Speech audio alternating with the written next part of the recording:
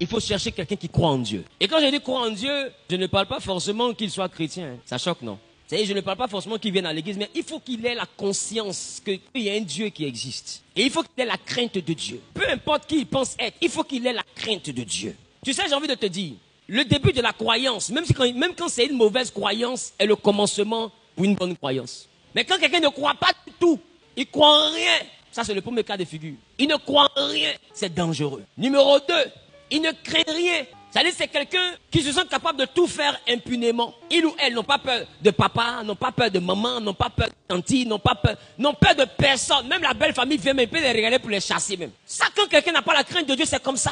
Parce que si tu ne crains pas Dieu, tu peux facilement tomber dans l'irrespect, même l'irrespect même des personnes âgées. Demain, tu vas voir quelqu'un insulter ta mère, insulter ton père, manquer de respect à ta famille. Pourquoi? Parce que dans le fond, il n'a pas la crainte de Dieu. Et c'est ce point que je vais traiter aujourd'hui. Parce qu'il y a des choses qui ne seront pas possibles dans ta maison si ton partenaire ou ta partenaire a la crainte de Dieu. Si la personne a croit en Dieu et a peur de Dieu, il y a des choses que la personne ne fera pas. Exemple, te frapper.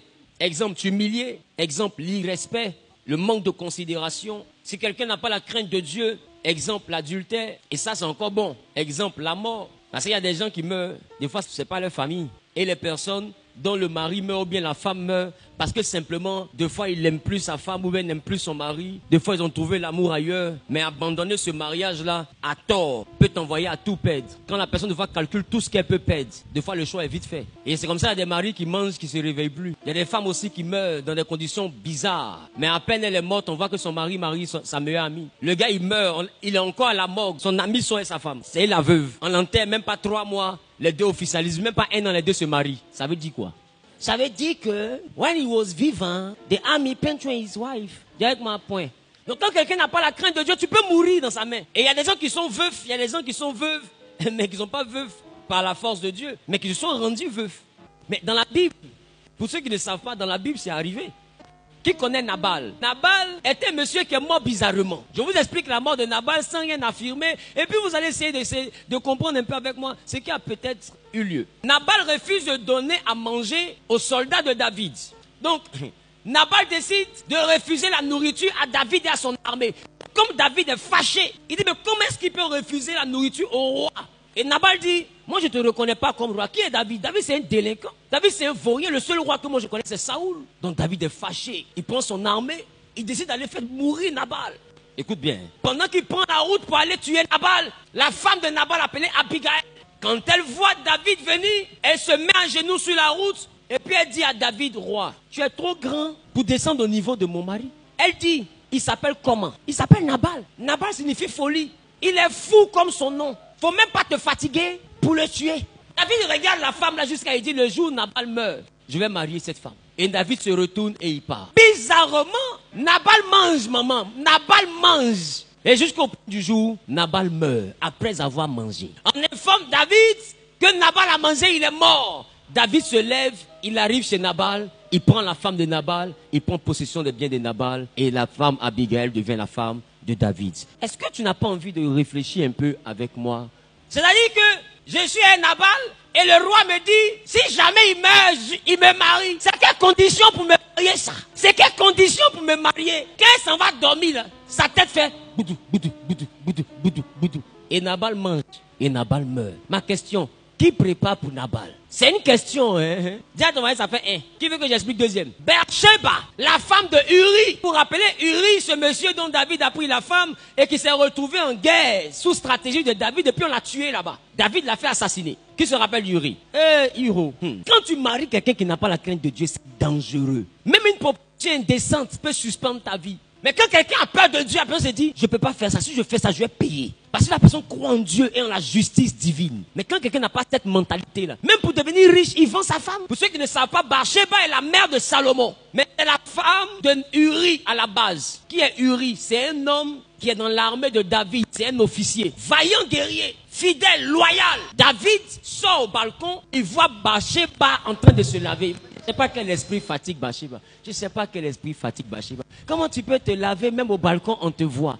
Tu sais que c'est le balcon du roi. On sait que ma douche là donne sur le balcon du roi. Quand j'explique, un homme ne va pas comprendre, mais une femme va comprendre. Ma douche là, ça donne sur la fenêtre, sur le balcon du roi. Je suis quand même la femme d'un officier. Donc il y a porte, il y a fenêtre, il y a rideau, il y a drap, il y a pagne, il y a plastique, mais c'est que même il y a paille. Mais je laisse sans rideau, sans pagne. Or je sais que le balcon qu'elle est là, ce sont les appartements privés du roi. Et je me lave, je laisse tout ouvert pour que depuis le balcon ce soit bien visible. Et en réalité c'est ça.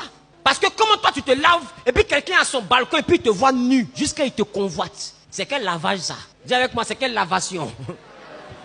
C'est quel lavement ça? C'est un peu comme si, mon ami, hein, papa, tu as arrêté et puis tu regardes dans une direction. La soeur sait que dans tout le groupe là, c'est toi qui regardes dans cette direction. Et pendant que tu es en train de regarder dans cette direction, elle sait que tu regardes dans cette direction et puis elle ouvre ses jambes. Bon, est-ce que ça là, il y a explication dedans? Il n'y a pas explication.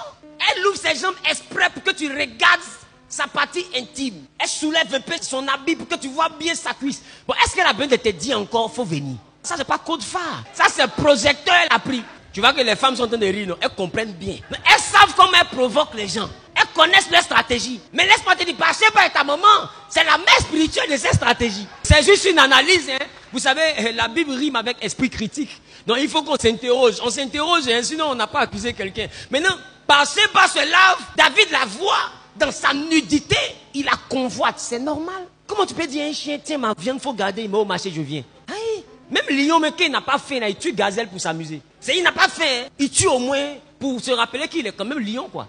Parce que des fois, il y a un homme qui va vouloir se rappeler quand même qu'il est homme. Parce que comme une femme te provoque comme ça, et puis tu fais rien. Elle peut penser que tu t'appelles Juliana. Oh, ton nom c'est Julien.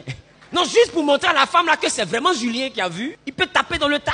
Je parle à quelqu'un. Maintenant, si c'est un vrai gringo qui tire sur tout ce qui bouge. Et même quand ça bouge pas, lui-même il fait, David, quand ça bouge pas, lui-même il fait, il dit tu as bougé, la soeur dit, j'ai pas bougé. Il dit, je te jure que tu as bougé. Elle dit, j'ai pas bougé. Il dit, mais tu n'as pas bougé, pourquoi tes yeux font comme ça? Il dit, mais ce sont mes yeux, de faire comment? Mais la chose qui m'intrigue dans cette analyse, c'est le jour où Absalom est en train de se proclamer roi.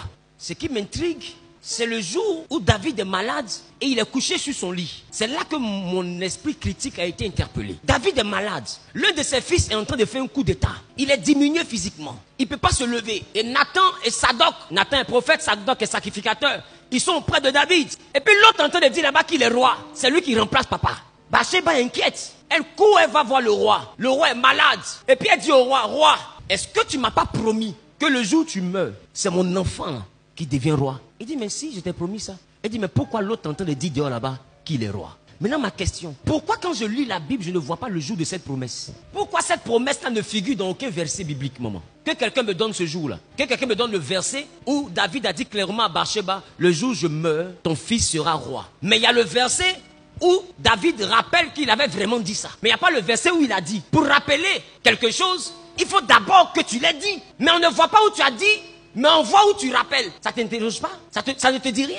Maintenant, tu rappelles que tu avais fait la promesse à cette femme que son enfant qu'elle allait mettre au monde allait te remplacer. Tu lui as fait la promesse à quel moment?